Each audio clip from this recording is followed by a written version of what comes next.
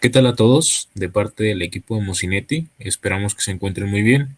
Mis compañeros Antonio, Irben y yo, Diego, les expondremos sobre los amplificadores, algunas clases, características, entre otras cosas sobre ellos. Primero comenzaremos hablando sobre la etapa de preamplificación. Etapa de preamplificación. En la etapa de preamplificación utilizaremos dispositivos activos, los cuales consisten en elevar el nivel de señal útil en las entradas y estas no añadirán ruido. Esta operación la determinará una serie de parámetros técnicos que los fabricantes aportan en sus tablas. Los más importantes son figura de ruido y ganancia del amplificador.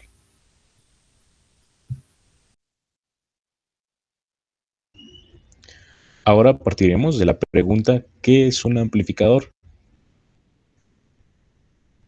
Un amplificador de potencia esencialmente es un dispositivo que recibe una señal que requiere ser amplificada. Está diseñado para aumentar la magnitud de potencia en una señal.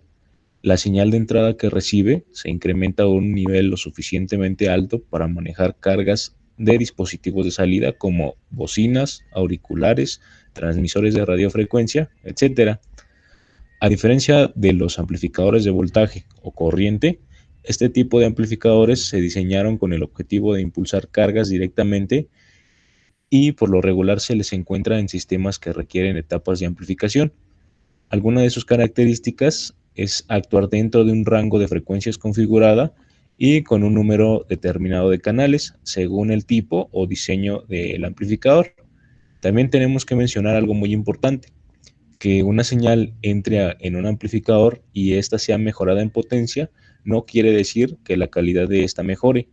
Es decir, si un amplificador recibe una señal con ruido, el ruido también será amplificado. Ahora vamos a hablar sobre el sitio ideal en la instalación para un amplificador. El lugar ideal para colocar un amplificador siempre será cerca a la antena. Esto se debe a que existen algunos factores que hagan tener pérdidas y disminución de la calidad de nuestra señal.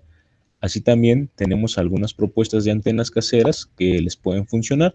Si alguien está interesado, puede ir a los enlaces que se muestran para ingresar a la lista de antenas y tutoriales que tenemos preparados para ustedes. A continuación se hablarán de las clases amplificadoras de potencia, igualmente llamadas etapas de potencia.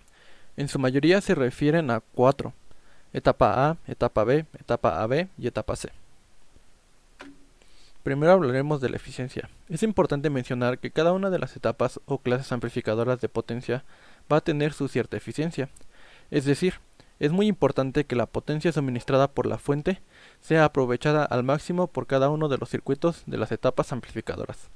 Esto hace que podamos conseguir una mayor potencia en la señal de salida. Pero, ¿cómo sabemos la eficiencia de cada una de las etapas amplificadoras? Bueno, la eficiencia la podemos denotar con la letra griega eta, esta, y la obtenemos como se muestra en esta fórmula, dividiendo la potencia de salida, P sal, entre la potencia suministrada por la fuente, P Después la multiplicamos por el 100%, obteniendo la eficiencia de cada circuito. Como se muestra en esta imagen, mencionamos que cada una de las clases tiene su cierta eficiencia. Por ejemplo, se ve claramente que la eficiencia de la etapa A va a ser menor que la de la clase AB, o B o C, y esto varía dependiendo los ángulos de conducción. Los ángulos de conducción, en resumen, quiere decir que cada etapa va a amplificar cierto periodo o sección de la señal de entrada, como se muestra en esta imagen.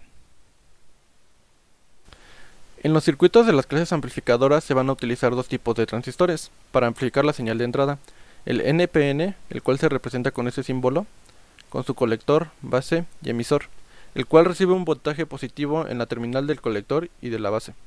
El otro es el PNP, representado por este símbolo, con base, emisor y colector, y recibe un voltaje positivo en la terminal de emisor y un voltaje negativo en la terminal de base. Es importante saber distinguir entre estos dos transistores para las futuras explicaciones. Empezamos por la clase A, que se caracteriza por tener la mayor fidelidad con respecto a las otras etapas, es decir, la señal de salida va a salir más fiel con respecto a la de la entrada. Va a salir amplificada los 360 grados. amplificada, pero reflejada, como se muestra en esta imagen. El inconveniente con la etapa A es que el amplificador consume mucha potencia, lo cual baja su eficiencia. Este fenómeno se puede explicar con esta gráfica. Esta recta se llama la recta de carga, la cual se obtiene de graficar la corriente del colector con el voltaje del colector emisor del transistor. Para obtener la máxima ganancia de esta etapa amplificadora, se debe de poner el punto Q, que es el punto ideal donde debe de trabajar el transistor, en medio de la recta. Esto es, mediante una polarización, el voltaje del colector emisor tiene que ser igual a la mitad del voltaje suministrado por la fuente de voltaje, es decir, VCC entre 2, como se muestra en esta imagen. Esto causa que amplifique los 360 grados, pero como habíamos dicho, esto baja la eficiencia del mismo, pues al momento de amplificar los 360 grados ocasiona que se caliente y consuma potencia, la cual puede ser mejor aprovechada. Para este tipo de amplificador recomendamos el transistor 2N2222. La siguiente etapa es la B, la cual consiste en dos transistores autocomplementarios, uno NPN y el otro PNP. Nosotros sugerimos utilizar el BD137 para el NPN y para el PNP el BD138. Esta etapa carece de polarización. En esta configuración el transistor NPN va a ser el encargado de amplificar el ciclo positivo de la señal de entrada, mientras que el PNP va a amplificar el ciclo negativo de esta, como se muestra en la imagen.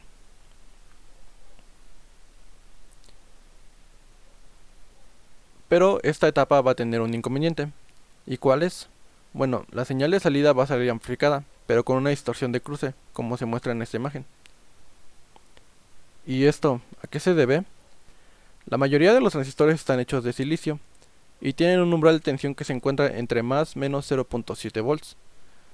Es decir, cuando la señal de entrada tenga los valores entre más menos 0.7 volts, dejarán simplemente de funcionar y de amplificar, ocasionando esta distorsión de cruce.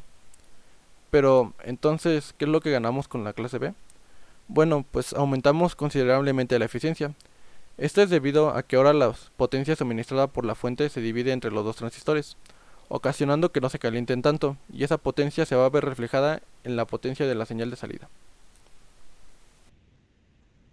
La siguiente clase de amplificador es la clase AB, que es una combinación de los dos amplificadores anteriores. El objetivo de este amplificador es obtener un dispositivo con la salida de alta eficiencia de la clase B y la baja distorsión de la clase A. De este modo, el amplificador clase AB combina estas dos ventajas en su etapa de salida.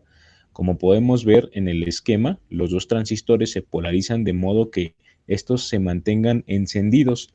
Así como estos ya están prepolarizados, cada transistor conducirá entre 180 grados y 360 grados del tiempo.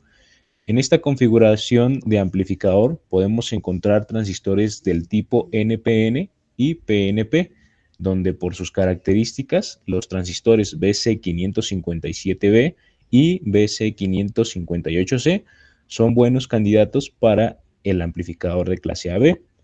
Usualmente podemos encontrar esta clase de amplificador dentro de equipos de audio o sistemas que requieran una etapa de amplificación de audio, ya que dan buenos resultados en la fidelidad de este. Finalmente tenemos al amplificador clase C. Esta clase de amplificador trata de amplificar la señal de entrada a modo que a la salida se obtenga el máximo rendimiento posible. Esto para un rango de frecuencias un tanto reducidos.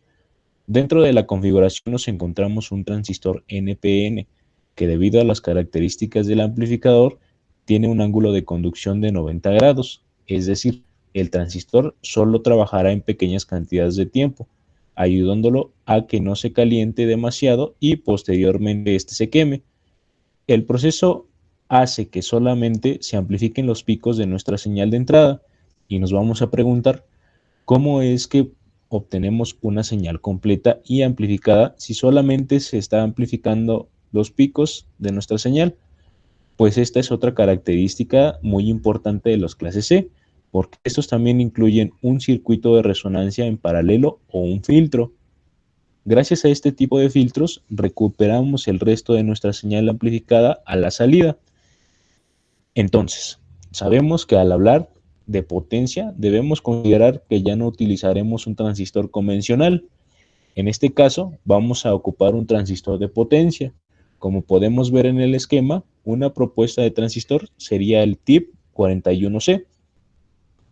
A diferencia de la clase anterior, este amplificador tiene una distorsión y no se le utiliza para señales de audio.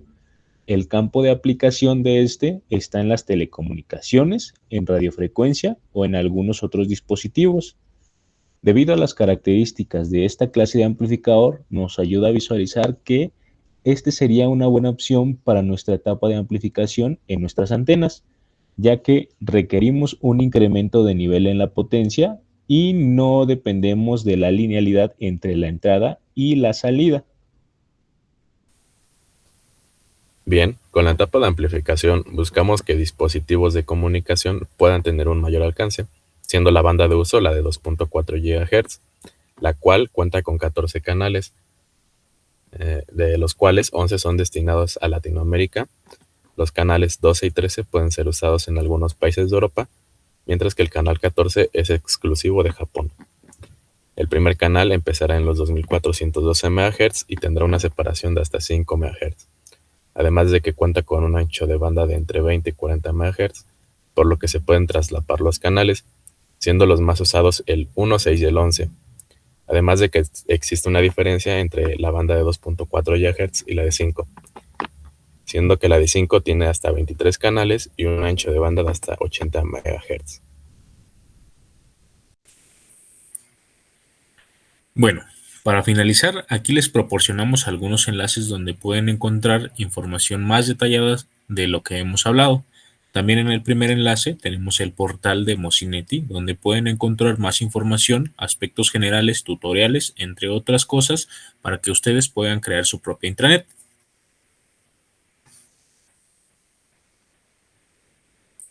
Eso ha sido todo de nuestra parte. Muchas gracias por su atención.